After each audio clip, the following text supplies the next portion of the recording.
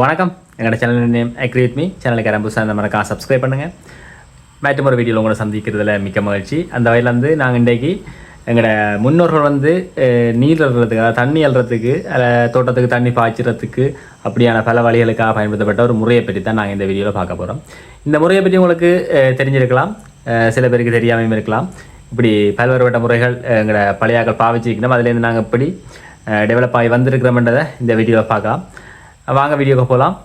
இது மாதிரியான தொடர்ந்து வீடியோக்கள் வேணும்னா எங்கள் சேனலை சப்ஸ்கிரைப் பண்ணி வச்சுருங்க. மின்சாரம் இல்லாமல் கூட கிணத்துலேருந்து தண்ணி எடுக்கலாம்டா நம்புவீங்களா? ஆனால் எங்களோட முன்னோர்கள் அதை மிகவும் ஒரு திறமையான முறையில் செஞ்சுருக்காங்க. அதுதான் இந்த துலா. நீங்கள் பார்க்குறது துலா முறை மூலமான நீர்ப்பாசனத்தை நீங்கள் பார்த்துட்டீங்க. இதான் நாங்கள் துலான்னு சொல்லுவோம். இந்த துலா முறை எப்படி வேலை செய்யுதுண்டா, இது ஒரு சமநிலை அடிப்படையிலான வேலை செய்யுது. இது நாங்கள் விஞ்ஞானத்தின்படி நெம்புகோல் விதியின் அடிப்படையில் துலா செயற்படுது. உதாரணத்துக்கு இப்படி ஒரு கட்டமைப்பை கட்டிட்டு ஒரு பெரிய கம்பி, அதாவது கம்பி இல்லாட்டி நீளமான தடி, இப்படி மரங்களை நடுவில் போடுவாங்க. ஒரு பக்கத்தில் நாங்கள் அள்ள வேண்டிய வாளி அல்லது குடங்களை ஒரு பக்கத்தில் கட்டுவோம். பின்பக்கத்துக்கு பாரம் கட்டணும். அதாவது கல்லுகள் அப்படி வச்சு கட்டுவாங்க. இல்லாட்டி அந்த மரத்துலேயே பின்பக்கம் வெயிட்டான மரத்தை கட்டுவாங்க. அதனால் அங்கே தண்ணி அள்ளுறது மிகவும் இலகுவாக காணப்படுது.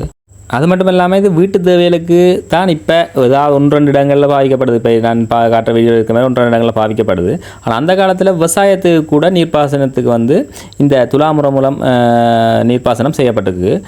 அப்போ அந்த நேரத்தில் இந்த மேலே நான் காட்டின தடியில் ஒரு நபர் நடந்து அந்த நீர் அள்ளுறதை இலகுவாக்குவார். அதாவது தண்ணி கிணத்துக்குள்ளே நாங்கள் வாளியை விடையக்குள்ளே அவர் முன்னுக்கு நடந்தும் அதை தாங்கள் அள்ளைக்குள்ளே பின்னுக்கு நடந்தும் அந்த வேலையை இலகுவாக்குறேன் எங்களை முன்னோர்கள் சொல்லி நாங்கள் கேள்விப்பட்டிருக்கோம். அப்படி தான் இந்த துலாமுறை அந்த காலத்தில் வேலை செஞ்சுருக்கு. இந்த துலாமுறையால் பல நன்மைகள் காணப்படுது. உதாரணம் மின்சாரம் எங்களுக்கு தேவையில்லை. அடுத்து நாங்கள் மற்ற முறைகள், அதாவது கப்பி அப்படியான முறைகளோட ஒப்புடைகளில் இந்த துலாமுறை எங்களுக்கு இலகுவாக இருக்கும். கப்பியால் நாங்கள் அள்ளி நாங்கள் தோட்டத்துக்கு இறைக்கிறது மிக கடினமான விஷயம். ஆனால் இந்த துலாமுறை மூலம் இந்த வாளி அப்போ தோட்டத்துக்கு இறைக்க பெரிய வாளியாக இருக்கும், பெரிய குடமாக இருக்கும். அப்போ எங்களுக்கு அதை தோட்டத்துக்கு இறைக்கிறது இலகுவாக காணப்பட போகுது. அப்போ இந்த ஒப்புடல் இலகுவான முறையாக இந்த துலாமுறை காணப்பட்டிருக்கு. எங்களோட பழைய காலங்கள் மின்சாரம் எங்களோட இடங்களில் இருந்திருக்காது. அப்போ அந்த நேரங்கள் இந்த இது பாரிய உதவியாக விவசாயத்தில் காணப்பட்டிருக்கு.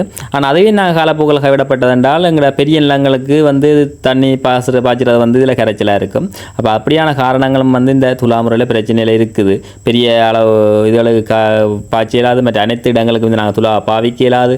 அப்படியான பிரச்சனையால் இந்த துலா பாவன முறை தற்போதைய காலகட்டத்தில் விடுபட்டு போயிருக்கலாம்.